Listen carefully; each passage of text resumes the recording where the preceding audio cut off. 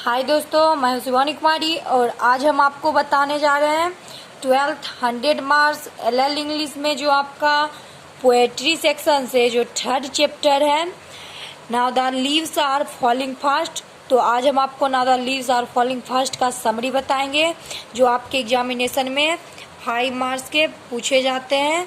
तो अच्छा से ध्यान दीजिएगा और हम हिंदी साथ साथ समझा रहे हैं और जितना मेरे वीडियो में आपको समरी दिखेगा उतना ही लिखना है, 1-2 लाइन कम भी लिखिएगा तो चलेगा, sorry.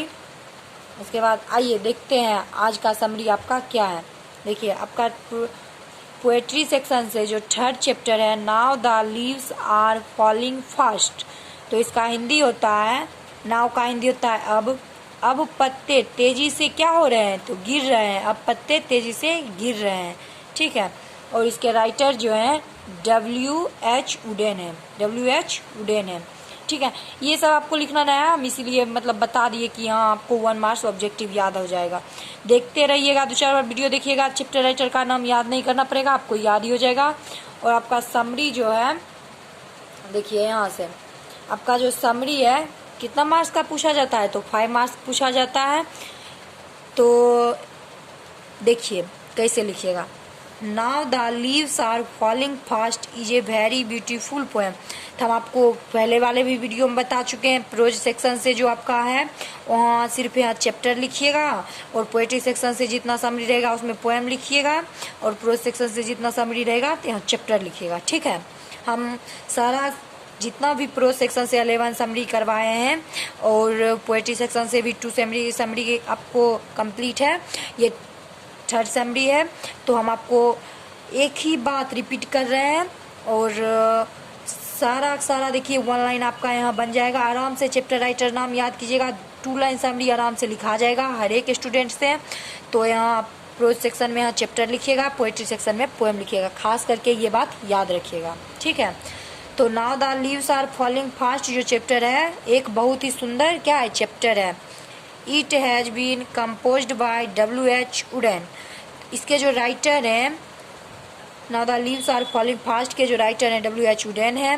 W.H. Auden was born in 21 February 1907। तो देखिए W.H. वुडेन जो है उनका जन्म कब हुआ था, 21 फरवरी 1907 ईस्वी को हुआ था। W.H. Auden was died in 29 सितंबर 1973। और W.H. वुडेन जो थे वो कब मर गए थे, उनकी कब मृत्यु हुई थी, तो 29 सितंबर 1973 ईस्वी को हुआ था, ठीक है।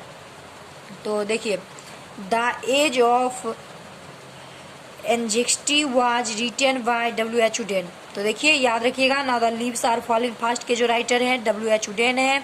द एज ऑफ एंजाइटी का जो राइटर है कौन है, W.H. वुडेन है। तो टेंशन न लीजिए, ये सब आपका पोएट्री सेक्शन में है, प्रोज सेक्शन में 1-2 चैप्टर में है वैसा, लेकिन हम वीडियो ऑब्जेक्टिव डालेंगे तो सबसे पहले हम चैप्टर राइटर का नाम डालेंगे। और 2009 से लेके अभी 2020 तक जो आपका एग्जाम हो गया है उस सारा से मतलब जितना भी चैप्टर राइटर का नाम है हम आपको बता देंगे ताकि आपका ऑब्जेक्टिव लगभग 20 मार्क्स बन सके, ठीक है।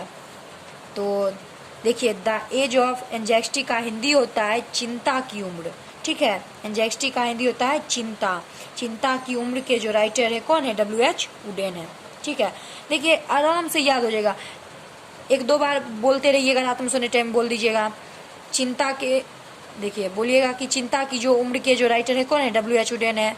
अब पत्ते तेजी से झड़ रहे हैं उसके राइटर कौन है, W.H. वुडेन है, सिंपल है। देखिए W.H. Auden was Pulitzer prize in 1948। W.H. Auden जो थे उनको पुलिट्जर प्राइज कब मिला था, कितना ईस्वी को मिला था, तो 1948 ईस्वी को मिला था, ठीक है।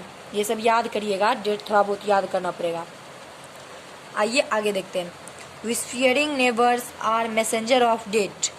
तो देखिए इसका हिंदी आपको होगा कानाफूसी करने वाले पड़ोसी मौत के दूत है। कानाफूसी, विस्फेरिंग का हिंदी होता है धीरे धीरे बोलना, तो ये कानाफूसी हो गया।